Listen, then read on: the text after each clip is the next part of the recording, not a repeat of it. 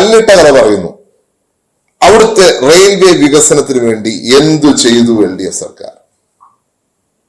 റോഡിന്റെ വികസനത്തിന് വേണ്ടി എന്ത് ചെയ്തു? ഇവരുടെ കഥ ഉണ്ട്. 2010 എന്താണ് വിഴിഞ്ഞം പദ്ധതി തുടങ്ങി. എങ്ങനെയാണെന്നറിയാവോ? അതിന്റെ അടുത്തുള്ള 600 മീറ്റർ റോഡ് ഉദ്ഘാടനം ചെയ്തിട്ട് പറഞ്ഞു റോഡ് തുടങ്ങി. 2011 UDF സർക്കാർ എൻവയൺമെന്റ് മിനിസ്റ്ററെ സമീപിച്ചു. എൻവയൺമെന്റ് മിനിസ്റ്റർ ഇവിടെ വന്നു. അദ്ദേഹം പറഞ്ഞൊരു വാക്കുണ്ട്, 2006 തൊട്ട് 2011 വരെ ആരും വന്നിട്ടില്ല എൻവയൺമെന്റ് ക്ലിയറൻസിന് വേണ്ടി, അതിന്റെ മാറ്റങ്ങൾ കൊണ്ടുവരാൻ വേണ്ടി. 2004 മുതൽ UDF സർക്കാർ ശ്രമിക്കുന്ന ഒരു കാര്യമാണ് വിഴിഞ്ഞം കൊണ്ടുവരുവാൻ. അതിന്റെ തുടർച്ച ഉണ്ടായിട്ടുണ്ട്, ഇല്ല ഞാൻ പറയത്തില്ല. ചില കാര്യങ്ങൾ VS സർക്കാർ ചെയ്തിട്ടുണ്ട്, സൂമിനെ കൊണ്ടുവരാൻ ശ്രമിച്ചു. പക്ഷെ അതിന്റെ പ്രശ്നം എന്താണ്? ചൈനീസ് കമ്പനി അത് അസോസിയേറ്റഡ് ആണ്. അംഗീകരിക്കാൻ പറ്റുമോ? ഇന്ത്യയുടെ സുരക്ഷിതത്വം ബാധിക്കുന്ന ഒരു പ്രശ്നത്തെ അംഗീകരിക്കാൻ പറ്റുമോ? ഹമ്പൻ തോട്ട അടക്കമുള്ള ഇന്ത്യക്ക് ചുറ്റുമുള്ള പോർട്ടുകൾ ചൈനീസ് പോർട്ടുകളാണ്. ഇന്ത്യയെ വലയം ചെയ്തുകൊണ്ടിരിക്കുകയാണ്. അപ്പോഴാണ് തിരുവനന്തപുരത്ത് ഒരു പോർട്ട് വരുമ്പോൾ ചൈനീസ് കമ്പനിക്ക് ബന്ധം വരുന്നത്. അനുവദിക്കാൻ പറ്റുമോ? ഇന്ത്യയുടെ സുരക്ഷിതയാണ് ഏറ്റവും വലുത്. അത് നമുക്ക് കോംപ്രമൈസ് ചെയ്യാൻ പറ്റത്തില്ല, യാതൊരു സംശയവും വേണ്ട. അവിടെയാണ് അദാനി ഗ്രൂപ്പിന് ഒരു അവസരം വന്നത്. അദാനി ഗ്രൂപ്പ് വന്നു, അതിനകത്ത് എല്ലാവർക്കും പങ്കുണ്ട്. ഈ പോർട്ടിന്റെ പ്രവർത്തനത്തിൽ എല്ലാവർക്കും പങ്കുണ്ട്. സെൻട്രൽ ഗവൺമെന്റ് പങ്കുണ്ട്. എങ്ങനെ നിഷേധിക്കാൻ സാധിക്കും? വയബിലിറ്റി ഗ്യാപ് ഫണ്ട് അരുൺ ജെയ്റ്റ്ലിയാണ് അതിന് തീരുമാനമെടുത്തത്. അത് മുഖ്യമന്ത്രി ഉൾപ്പെടെ ഇവിടുന്ന് പോയി താല്പര്യമെടുത്ത് സംസാരിച്ച്. ഇതിനകത്ത് വികസനത്തിന്റെ കാര്യത്തിൽ രാഷ്ട്രീയമുണ്ടോ? വിഴിഞ്ഞത്തിന്റെ കാര്യത്തിൽ രാഷ്ട്രീയമുണ്ടോ? ഇവിടുത്തെ ചെറുപ്പക്കാരുടെ കാര്യമല്ലേ? ഇവിടുത്തെ ചെറുപ്പക്കാർ ഇന്ന് മുഴുവൻ ആൾക്കാരും ജർമ്മനിയിലും അമേരിക്കയിലും ലണ്ടനിലും പോയിക്കൊണ്ടിരിക്കുക. ഞാൻ 7 വർഷം മുമ്പ് പോയപ്പോൾ,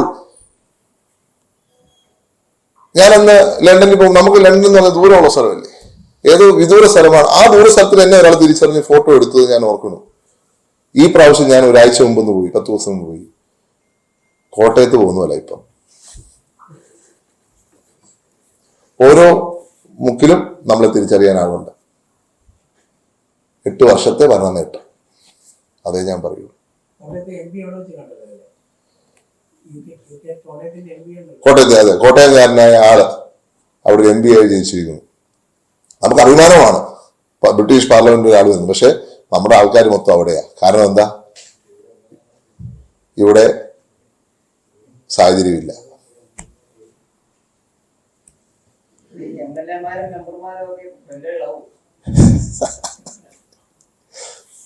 ഇന്ത്യയിലെ ഏത് പൗരനും എവിടെ വേണമെങ്കിലും മത്സരിക്കാം, ഭൂരിപക്ഷം ഉണ്ടെങ്കിൽ ജയിക്കാം.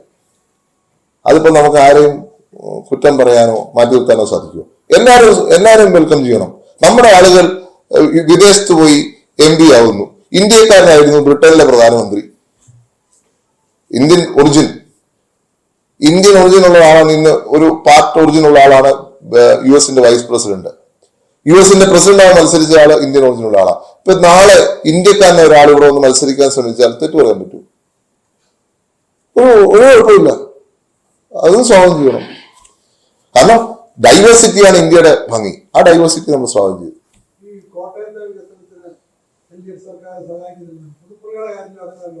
സംശയമുണ്ടോ? പാറേക്കടവ് പാലം തൂണ് തന്നെ നിൽപ്പുണ്ട്. തൂണ്. എന്റെ പിതാവ് മുഖ്യമന്ത്രിയായ ശേഷം, മാറിയതിനു ശേഷം ഒരു കല്ല് പോലും എന്റെ പുറത്തെടുത്ത് വെച്ചില്ല. കല്ലിട്ട കഥ പറയുന്നവരല്ലേ. ആ കല്ല് എന്ത് ചെയ്യേ? അതിന്റെ പുറത്ത് ഒരു കല്ല് പോലും എടുത്തു വെക്കാൻ സാധിക്കാത്ത എന്താ? പിന്നെ അദ്ദേഹം സൂപ്പർ സ്പെഷ്യാലിറ്റി ഹോസ്പിറ്റൽ കൊണ്ടുവരാൻ വേണ്ടിയാണ് തലപ്പാടി ശ്രമിച്ചത്.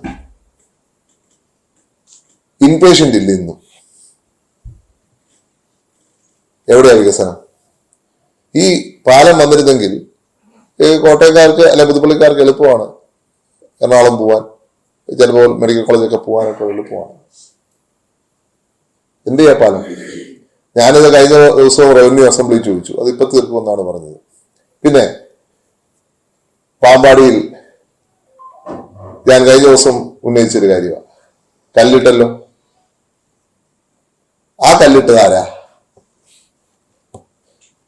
സാധാരണ 2 മന്ത്രിമാരൊക്കെ വരുമ്പോൾ ഞാൻ വിചാരിക്കുന്നത് അതിന്റെ പ്രാധാന്യം കൊണ്ട് ഇപ്പൊ തീർക്കുന്ന മറ്റു 2 മന്ത്രിമാരാ വരുന്നത്, 1 അല്ല 2. 2 മന്ത്രിമാർ വരുന്നതിന്റെ ഉദ്ദേശം വേറെയാ.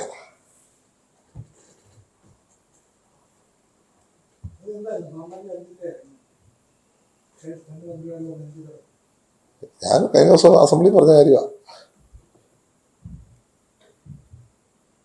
ഞാൻ ആവശ്യപ്പെട്ടു റവന്യൂ മിനിസ്റ്ററോട് സിവിൽ സ്റ്റേഷൻ ആക്കണമെന്നാണ് ഇപ്പൊ ആവശ്യപ്പെട്ടത് വില്ലേജ് ഓഫീസിന് വരെ.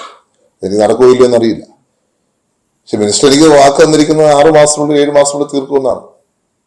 എനിക്കറിയില്ല.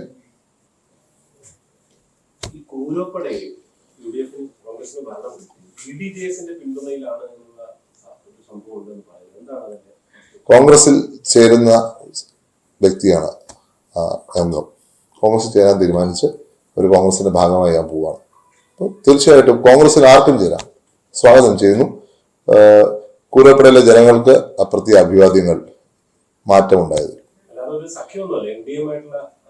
കോൺഗ്രസിൽ ചേർന്നു കഴിഞ്ഞവര് ചേരാൻ പോകുന്നു.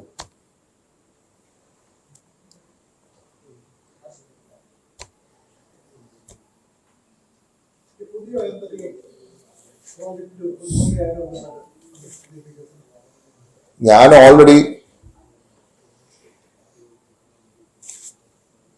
KR നാരായൺ ഫിലിം ഇൻസ്റ്റിറ്റ്യൂട്ടിൽ സ്വിമ്മിംഗ് പൂളിന് ആ നാടിന് വേണ്ടി മാത്രമല്ല, ആ ഇൻസ്റ്റിറ്റ്യൂട്ടിന് വേണ്ടി മാത്രമല്ല, നാടിന് കൂടി ചേർത്താണ് 1 കോടി രൂപ ഞാൻ അനുവദിച്ചിട്ടുണ്ട്.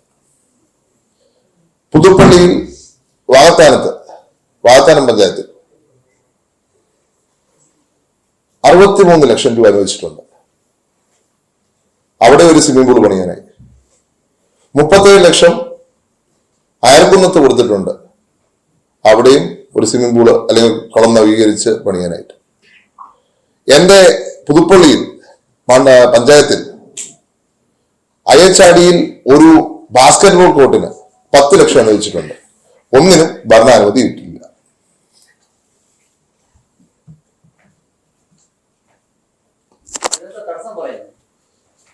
അത് പ്രത്യേക അനുമതി വേണം. അതിന് അനുമതി ഉണ്ടെങ്കിൽ മാത്രമേ നടക്കത്തുള്ളൂ എന്ന് പറയുന്നു.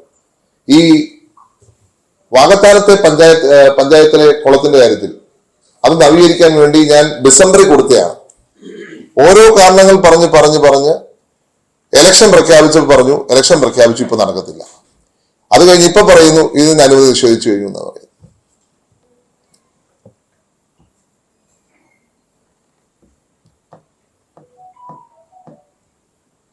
ഞാൻ ആദ്യമേ തന്നെ പറഞ്ഞു, സ്പോർട്സിന്റെ ഹബ്ബായിട്ട് പുതുപ്പള്ളിയെ മാറ്റുവാൻ ഒരു പദ്ധതിയുണ്ട്.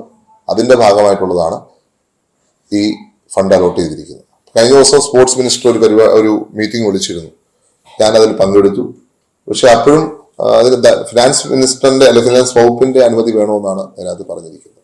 തീർച്ചയായിട്ടും അതിനുവേണ്ടിയുള്ള ശ്രമം തുടരും. ഗവൺമെന്റും സഹകരിക്കുമെന്നുള്ളതാണ് എന്റെ പൂർണ്ണമായ പ്രതീക്ഷ.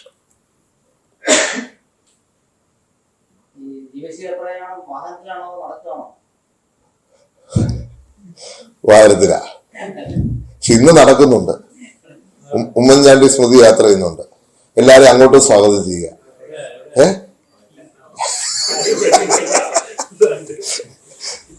6.5 കിലോമീറ്ററേ ഉള്ളൂ. അധികം ദൂരം നടക്കുന്നില്ല.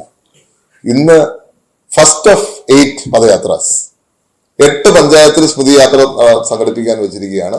ആദ്യത്തെ പദയാത്ര ഇന്ന് തുടങ്ങിയാണ്. വാകത്താനത്ത് 6.5 കിലോമീറ്റർ മാത്രമേ ഉള്ളൂ. നിങ്ങൾക്കും പങ്കെടുക്കാം.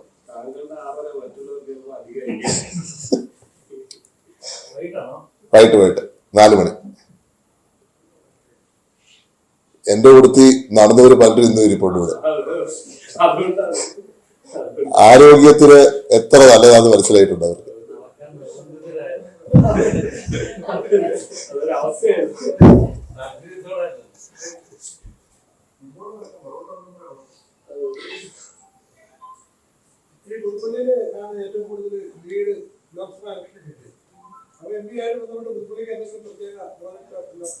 MP എന്ന നിലയ്ക്ക് എല്ലാവരും തുല്യമായിട്ടല്ല അദ്ദേഹത്തെ പരിഗണിക്കാൻ സാധിക്കത്തുള്ളൂ. അദ്ദേഹം എല്ലാവരും തുല്യമായിട്ട് പരിഗണിക്കും. പുതുപ്പള്ളി അതേപോലെ പരിഗണിക്കുമെന്ന് തന്നെയാണ് എന്റെ പ്രതീക്ഷ.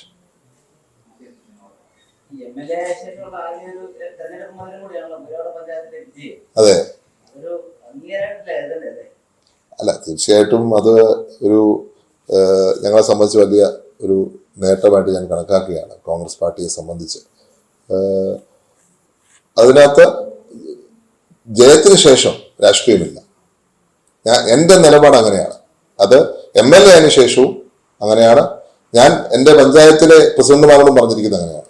നിങ്ങൾ രാഷ്ട്രീയം മാറ്റിവെച്ച് നാടിന്റെ നന്മയ്ക്ക് വേണ്ടി, കൂരപ്പുഴയുടെ നന്മയ്ക്ക് വേണ്ടി പ്രവർത്തിക്കുക എന്നുള്ളത്, അതിന് പൂർണ്ണമായി അവർ വിജയിക്കും എന്നുള്ളതാണ് എൻ്റെ വിശ്വാസം.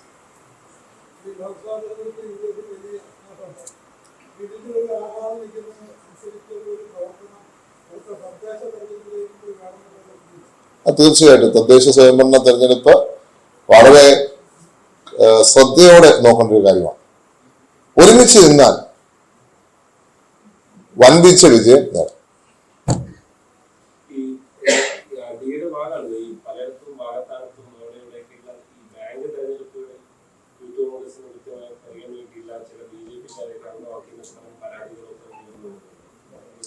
BJP-ക്കാരെ ആരെയും അംഗീകരിക്കുന്നു എനിക്ക് തോന്നുന്നില്ല. ഞാൻ പറഞ്ഞ ആളെ നോക്കിയപ്പോൾ അദ്ദേഹത്തിന്റെ പിതാവ് വലിയ കോൺഗ്രസ്സുകാരനാണ്.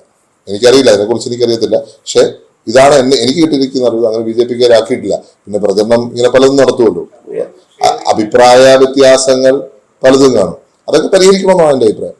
പരിഹരിക്കുകയും ചെയ്യും, അതൊക്കെ പരിഹരിക്കും.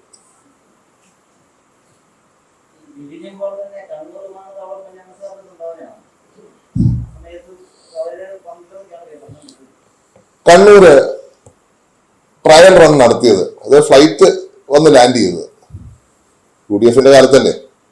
അന്ന് ട്രയൽ റൺ ഉദ്ഘാടനം ചെയ്യാൻ പോയ മുഖ്യമന്ത്രിയെ അവിടെ ഒരു കുടിൽ കെട്ടി 10-20 പേരിൽ നിന്ന് സമരം ചെയ്ത് ഓർമ്മയുണ്ടല്ലോ. സമരം ചെയ്ത ആരാ? ട്രയൽ റൺ നടത്തിയ ആരാ? സമരം ചെയ്യാൻ അവരുടെ അവകാശം, അവർ സമരം ചെയ്യട്ടെ. അവർക്ക് അങ്ങനെയാണ്, പ്രതിപക്ഷത്തിരിക്കുമ്പോൾ എന്തെങ്കിലും പറഞ്ഞ് സമരം ചെയ്യണം. പക്ഷെ വികസനത്തെ തടസ്സപ്പെടുത്താൻ സാധിച്ചോ? ഉമ്മൻചാണ്ടി സർക്കാരിനെ പല രീതിയിൽ അവമാനിച്ചു, പല രീതിയിൽ അവഹേളിച്ചു, അദ്ദേഹത്തെ വ്യക്തിപരമായി ആക്ഷേപിച്ചു. പക്ഷെ വികസനത്തെ തടയുവാൻ, അത് കേരളത്തിന്റെ വികസനമാണ്, കേരളത്തിലെ ജനങ്ങളുടെ വികസനമാണ്, അത് തടയാൻ സാധിച്ചിട്ടില്ല. പക്ഷെ അദ്ദേഹത്തിന്റെ വികസന നേട്ടം ഇതൊന്നുമല്ല, ഇത് മാത്രമല്ല, ഇവിടുത്തെ സാധാരണക്കാരന്റെ പ്രശ്നം പരിഹരിച്ചതാണ് അദ്ദേഹത്തിന്റെ നേട്ടം. ജനസമ്പർക്ക പരിപാടിയുടെ ഏറ്റവും വലിയ നേട്ടം എന്ന് പറഞ്ഞാൽ ഒത്തിരി നിയമങ്ങൾ മാറ്റി എഴുതുവാൻ ഉള്ള സാഹചര്യം ജനസമ്പർക്ക പരിപാടി ഉണ്ടാക്കി എന്നുള്ളതാണ്. അപ്പോൾ ജനസമ്പർക്കമാണ് യഥാർത്ഥത്തിൽ അദ്ദേഹത്തിന് നേട്ടമായിട്ട് ഞാൻ പറയുക. ബാക്കിയെല്ലാം കടമയാണ്, ഇവിടുത്തെ ഓരോ ഭരണാധികാരിയുടെയും കടമയാണ്. നിങ്ങൾ വിദേശ രാജ്യത്തേക്ക് നോക്കിയോ, അവിടെ പോർട്ട് വരുന്നു, അവിടെ മാറ്റങ്ങൾ വരുന്നു, ഇത്രയും കൊട്ടിഘോഷിച്ച് ആരും അങ്ങോട്ടും ഇങ്ങോട്ടും ചെയ്യുന്നില്ല. അതുകൊണ്ടാണ് ഞാൻ പറഞ്ഞത്, പേരിട്ടില്ലെങ്കിലും കുഴപ്പമില്ല, പേര് പറഞ്ഞില്ലെങ്കിലും കുഴപ്പമില്ല. അദ്ദേഹത്തിന്റെ കുട്ടി അദ്ദേഹം ചെയ്തു, കേരളത്തിലെ ജനങ്ങൾക്ക് ഇന്ന് അതിന് ഗുണമുണ്ടായി. അദ്ദേഹം അത് കാണാനില്ല എന്ന് മാത്രമേ ഉള്ളൂ. പക്ഷെ അതുകൊണ്ട് അദ്ദേഹത്തിന്റെ പേര് പറഞ്ഞില്ല എന്ന് പറഞ്ഞുകൊണ്ട് ഒരു നഷ്ടം ഉണ്ടാകാൻ പോകുന്നില്ല, മറിച്ച് നേട്ടമാണ്. കേരളത്തിലെ ജനങ്ങളുടെ മനസ്സിൽ അദ്ദേഹത്തെ കുറിച്ചുള്ള അഭിപ്രായം വർദ്ധിച്ചു വന്നു എന്നുള്ള നേട്ടം.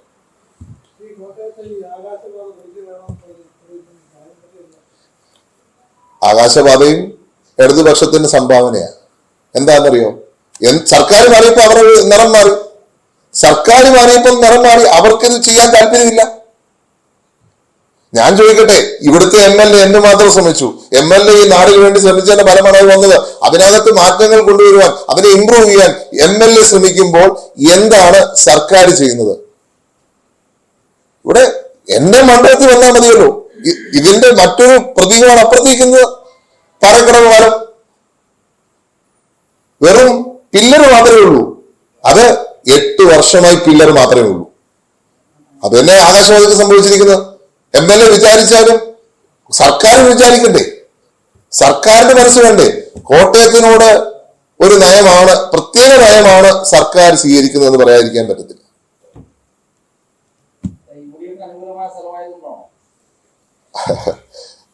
ഞങ്ങളാരും രാഷ്ട്രീയം നോക്കാറില്ല, രാഷ്ട്രീയം നോക്കുന്നവരുണ്ട്. പക്ഷെ